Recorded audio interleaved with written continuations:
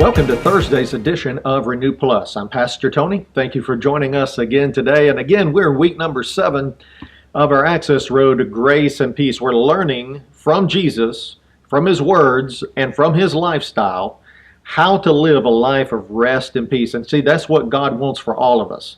He doesn't want His kids all burdened down under stress and strife all the time, just feet, dragging the ground, being a pack animal for all these burdens and cares of life.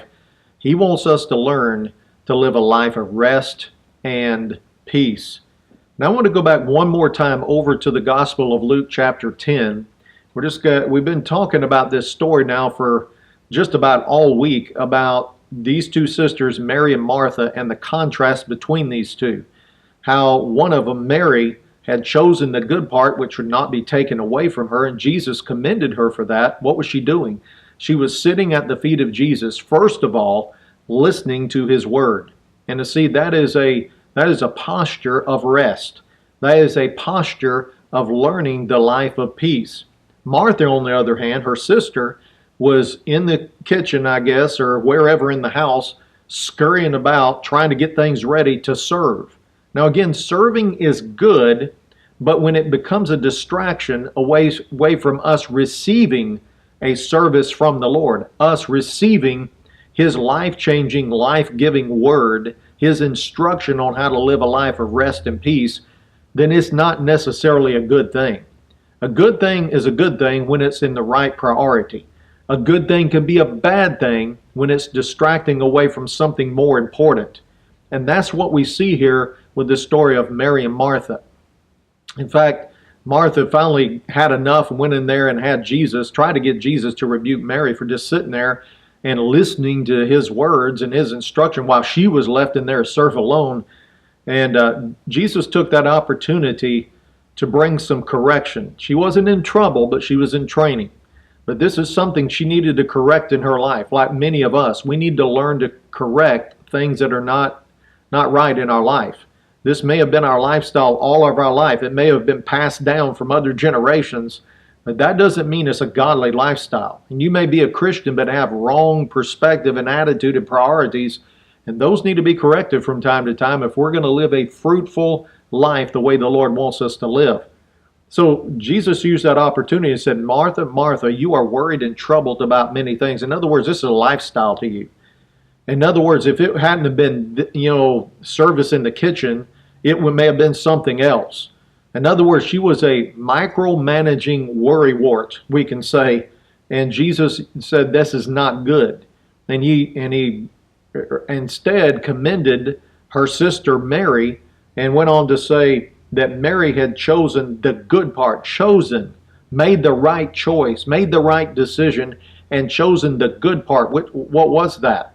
It was the one thing that was needed. It was sitting and listening to the instruction, the word of Jesus, taking heed to that word, putting that the most important and most valuable thing in her life.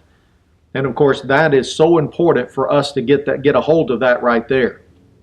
Because naturally speaking, the natural tendency is to be more of a Martha than a Mary, to go and take care of that to-do list. And if there's enough time at the end of the day, we'll give the rest of our time and energy to sitting at Jesus' feet and hearing His word. No, that has to be first priority in our life. And that's what Jesus is saying. He said that part will not be taken away from her. In other words, she's not going to be robbed of peace and rest in her life because she made the right choice, made the right priority, put the value on the word of Jesus.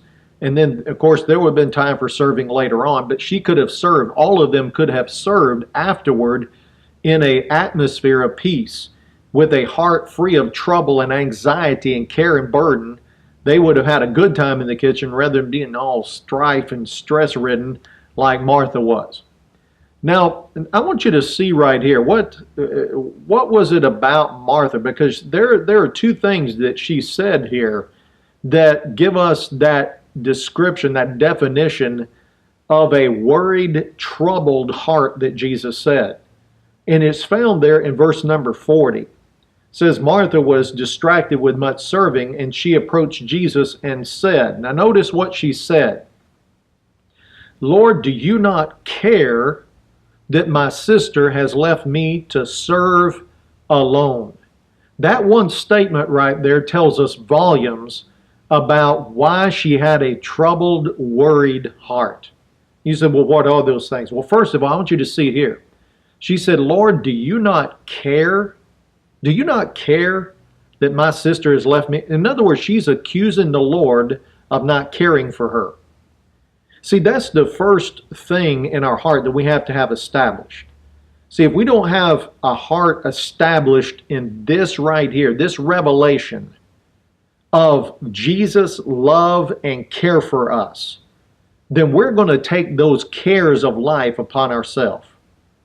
If we don't have a revelation and know that God cares for us, every part of our life, every issue, no matter how big or small, if we do not have a personal revelation of God's love and care for us, then by default, we're going to automatically take those cares and burdens upon ourselves to try to do something about them. And see, that's exactly what was going on with Martha right here. She accused and questioned the Lord of not caring about her in there serving alone with her sister in there sitting at his feet. See, that is so important that we get a hold of that right there. Because this is where we begin to get rid of that worried, troubled heart and replace it with a carefree heart, a heart of rest and peace, because we're going to have a revelation of God's grace. We're going to have a revelation of His unconditional love. We're going to have a revelation that He cares for us. Not just the big stuff, but even the small stuff. You know, you can get enough small things, on your back, and it can eventually weight you down. See, sometimes it's not the big stuff. We kind of pray about that. Sometimes we deal with that. But sometimes it's all that small stuff put together, all that small baggage that we pile on our own self or on our own shoulders, trying to, take the burden of those things ourselves. And eventually, it's like the straw that breaks the camel's back. We get so much of those small things, small fires that we're trying to put out in our life, that it just kind of just breaks us down. We are so distracted about the many things, we're not doing the one thing that's needed. Even though we go to church, even though we put our Bible in front of us, we may be listening to this. You may be listening to this right now and be a million miles off somewhere. You're thinking about all the stuff you got to do, all those voices that are calling you, the kitchen, the garage, the car, the backyard, the lawn, whatever it is, all that stuff piled up on your desk at work in your office or cubicle. Who knows? All those things are calling your name and speaking loud to you and telling you, you got to do something about this. No, if you do the one thing, then in rest and in peace, the many things will iron themselves out. God will get involved in the many things and help take care of those things and put His care, His anointing, His power, His resources on it, and it will be easy, not hard, not burdensome. And see, this is the way the Lord wants us to live. See, on the other hand, the enemy wants you to have an unguarded heart. He wants to rob you of peace and rest in your life. He wants to get you so strung out, trying to put out all the fires, take care of all the little things going on in your life, do everything, that you have no time for the one thing that's needed. And because of that, he is leading you around like, you would lead a pack animal around by some ring in their nose or something like that, or some harness. He wants to control and dominate your life. He didn't want you doing the one thing that's necessary. He wants you to be burdened and troubled about the many things. And if you're like Martha, if you do not have a personal revelation of God's love and personal care for everything of your life, then by default, you will take upon yourself all the cares, worries, and anxieties in your life. Now, I want you to see the other thing that she said right here that's indicative of somebody who is worried and troubled in their heart. She said she was, let me get this again in verse number 40. She said, Lord, do you not care that my sister has left me to serve alone? See, this is exactly, again, where a worried and troubled heart are. They're basically an island to themselves. They have that sense of separation away from the Lord, away from other people, and they're basically just living life alone many times. They can be in a crowd and still feel lonely. They can be trying to do all the stuff of life, trying to bear all the burdens, trying to take care of everything, and they feel so lonely. They feel like they're all alone. They have no help. Wait a minute. Because she didn't cast her care over on the Lord, because she wasn't in there doing the one thing that was necessary, she was trying to shoulder all the burdens and fix all the problems and micromanage this whole situation alone. And see, that's that sense of sin consciousness we often talk about here. Sin consciousness gives you a sense of separation away from the Lord, away from His help, away from His assistance. And because of that, you're kind of an island to yourself. You're living life alone. God never intended for you to live life alone. Remember last week we talked about all those scriptures about Jesus being in our midst. Being in our midst. And see, because you don't recognize Jesus in your midst, then you're going to try to shoulder the burden and do all these things by and of yourself in your own strength. And I tell you, it won't be long before you are depleted. You're not going to be the ever-ready bunny, running and running and running. You're going to run down. And you're going to fall under depression, oppression, fears, anxieties. You're going to be losing sleep. And of course, that all just snowballs into more and more problems, depression, deeper depression, all those things. Is because of a lifestyle of not knowing Jesus' love and care for us personally, and knowing He's in our midst. Even though Jesus was in the midst of her house, she was not conscious and aware of His help at all. Now, go over to Mark chapter 4 again. This is a story we read last week, toward the end of the week. And you see the similar thing right here. I'm not going to read this whole thing again. But Jesus got into the boat with His disciples, boats, and Jesus said, "Let us go to the other side." That's all He said.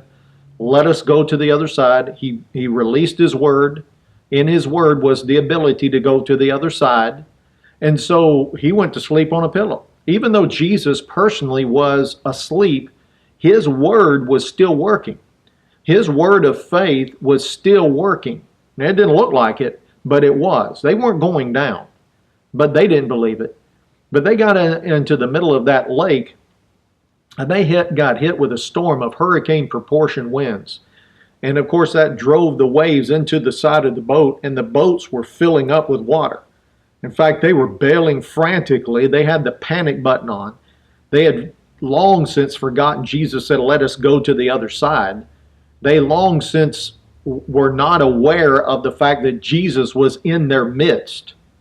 See, a lot of times because we don't feel the presence of God, or we don't see something externally that God's doing, some kind of activity that God's doing or manifestation, we assume He's not around. His presence isn't there. No, His presence is there. See, the person of Jesus and the word of Jesus are one and the same. Just because Jesus is in heaven at the right hand of God, He gave us His word. And see, as His words are dwelling in our heart, that gives peace the place to rule and reign and act as an umpire in our life. Of course, this wasn't going on with these disciples. The disciples finally had enough, and they finally woke Jesus up frantically in a panic. And notice what they said right here. Notice what they said in verse number 38. They woke Jesus up, and they said to Him, "Teacher, do you not care that we're perishing?" I want you to see that was the same thing that Martha said. "Lord, don't you care that my sister has left me to serve alone? Teacher, do you not care, that we're perishing?" In other words, we're alone. Those two elements were right there. Same story.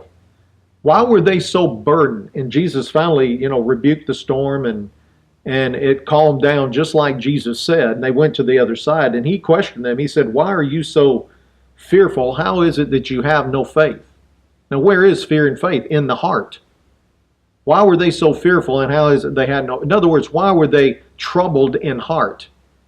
Because they questioned Jesus' love and care for them. And of course, they were not conscious and aware of his presence. They were out there all alone serving. They were bailing on their own. That's why they woke Jesus up.